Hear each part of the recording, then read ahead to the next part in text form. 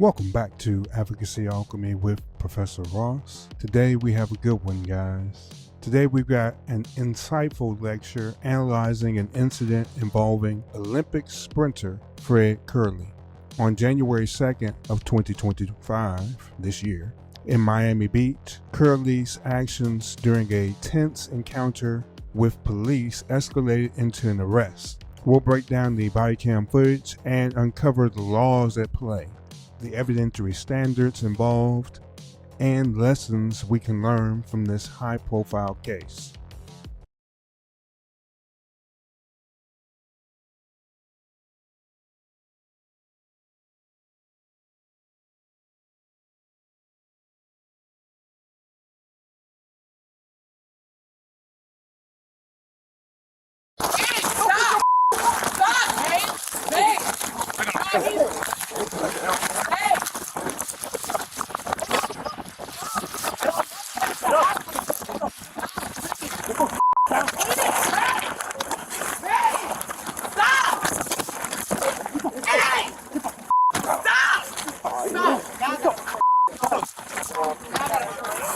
Hey, 315. 315. Please do not mess with him. Y'all niggas boy, please. Stop resisting. Stop.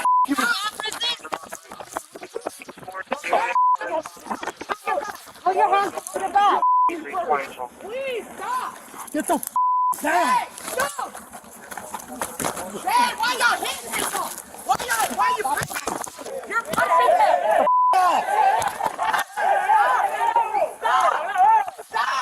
Get down. Get down.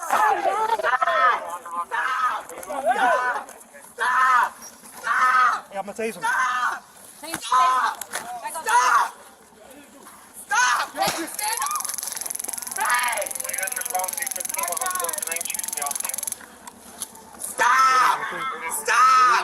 Stop!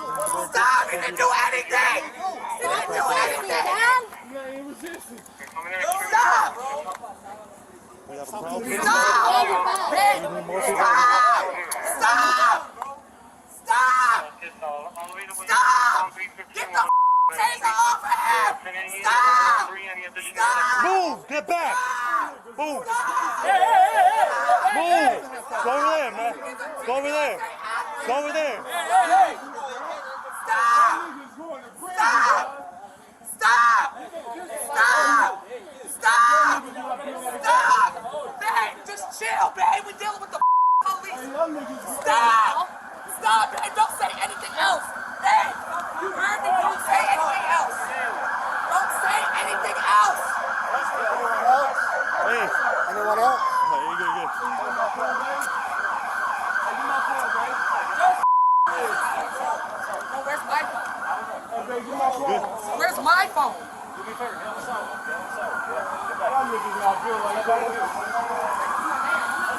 Right there. You were walking to our car. Our car's right there.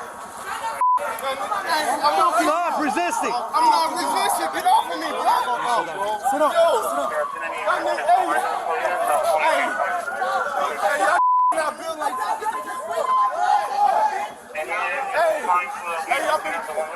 Hey, get away from my girl, bro. Stop, bro. I'm not resisting. Y'all got handcuffs on me. Y'all weak. Hey, you weak, homie. Hey, get the off of me. Hey, bro, I'm not resisting. Y'all going to jail. Y'all not built like that. I'm telling y'all not built like that. You weak. You weak, bro. Y'all put your hands on me. Y'all weak as bro. Stop, bro. It's the police. You have to respect that. These man. And get that off of me, bro.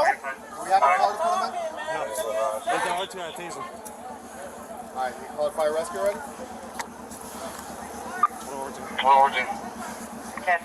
Not built like that.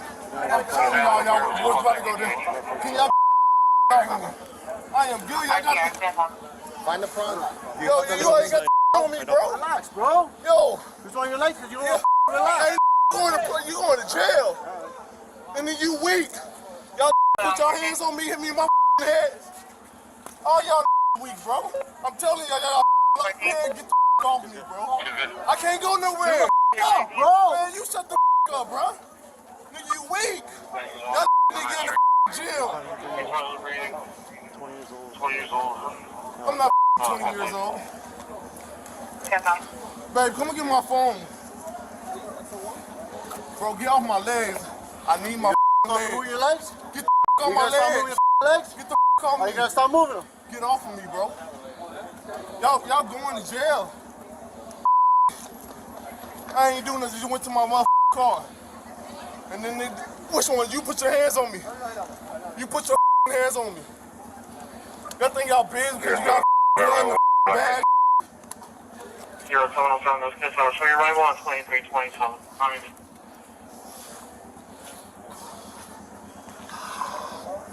Yo, give me all this roll, bro. 2816, just get.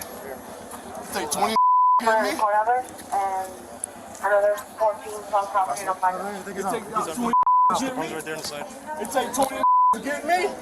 None of y'all feel like that. Okay, so like, this number's gonna be 7867. It take 20 Anybody else have a car with a cage here? It take 20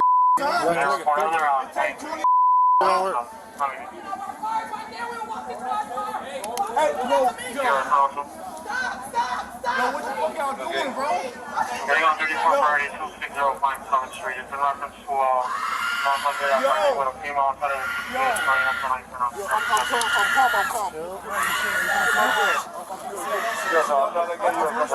Give me a second here. Still a big call. I'm good. I'm not doing it. This looks great. 2320. Come on in. Yo, get my girl, bro. Yeah, 1019. Go get the wagon. I'm good. That's good, so. Juliet, around 26, I'm saying around 100 Long 9th Street. 100 Long 9th Street. Everyone's in the wagon.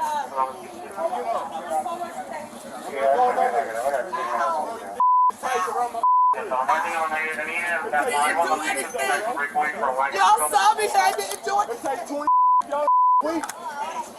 There ain't no can get the wagon response. Any unit that's on point, I can get the wagon and respond to 100 Long 9th Street. Y'all take 20 man. Weak. It take 20. Hey, boom, move, bro.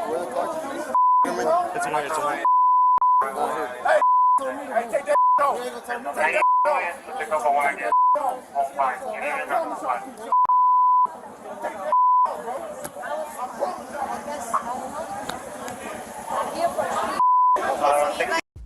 Let's look at the laws at play here. First, we have resisting an officer without violence. This is found under the Florida statute, section 843.02. This is defined as resisting, obstructing, or opposing a law enforcement officer in the lawful execution of their duties, and this is done without violence. An example would be failing to comply with verbal commands. If the officer told him to step back, he failed to step back. Verbal confrontations that interfere with police duties is a perfect example. Let's look at the penalties. This is a first-degree misdemeanor. It carries up to 1 year in jail, 1 year of probation, and a fine of up to $1,000. The second potential charge, is battery on a law enforcement officer. This is found at Florida statute section 784.07. This is defined as intentionally touching or striking an officer in the lawful execution of their duties. An example would be allegations of physical contact during the restraint. Seem to be wrestling on the ground there. The penalty would be, this could be up to a third-degree felony. It can carry up to 5 years in prison, a fine of up to $5,000. Third, disorderly conduct. This is found at Florida statute section 877.03. This is defined as engaging in acts that corrupt public morals, outrage the public decency, or disrupt peace and quiet. Here we had loud, disruptive verbal behavior in a public area. The penalty, this is a second-degree misdemeanor. It carries up to 60 days in jail, a fine of up to $500. I will say that with this kind of situation, a lot of this may be swept under the rug. He may be giving some community service. I don't know. but nothing too bad happened. He was tased, but I don't know, he might sue. It's a difficult case. Go back and take a look at the Tyreek Hill arrest that we did months ago. Next, we'll talk about the evidentiary standards. Looking at the lowest to the highest, the lowest is mere suspicion. Mere suspicion is the lowest level of evidence where officers may have a hunch but lack any specific facts, such as initially noticing Kerley approaching the crime scene without clear signs of interference. Next, you have reasonable suspicion, and this arises when specific facts suggest possible criminal activity, like Kerley's refusal to comply with commands and the disruptive behavior of the whole situation. Next, you have probable cause. Probable cause follows where there is enough evidence to reasonably believe a person committed a crime. In this case, Kerley's continued verbal and physical resistance provide grounds for an arrest. He was fighting off 3 officers there, but I think this might be an incident where he might have just been intoxicated. I don't know. We'll have to find out. Next, you have preponderance of the evidence. Preponderance of evidence means it's more likely than not that a claim is true, such as the prosecution argue officers there. But I think this might be an incident where he might just be intoxicated. I don't know. We'll have to find out. Next, you have preponderance of the evidence. Preponderance of the evidence means it's more likely than not that a claim is true, such as the prosecution arguing that Kerley's actions constituted obstruction. One rung higher, you have clear and convincing evidence, and that requires a high probability of truth. We usually say about 75% of the evidence needs to point to a claim being true. And this applies usually in cases like disciplinary hearings, driver's license suspension, family law cases. It could also apply where Kerley might claim excessive force by the officers. Finally, you have beyond a reasonable doubt. This is the standard in criminal cases. It requires the prosecution to prove Kerley intentionally resisted and obstructed law enforcement with near certainty to secure conviction. I say near certainty because you have to have 90 to 95% certainty of someone having done a crime. I sincerely hope that Olympian Fred Kerley gets whatever help he needs and wish him the best of luck in moving forward from this incident. However, it's important to shift our focus to what happened and why this type of interaction with law enforcement, it really isn't acceptable, whether you're a famous athlete or an everyday individual. When emotions run high, situations like this can escalate quickly, leading to serious legal consequences. Compliance and de-escalation are critical during police interactions to avoid misunderstandings and potential charges.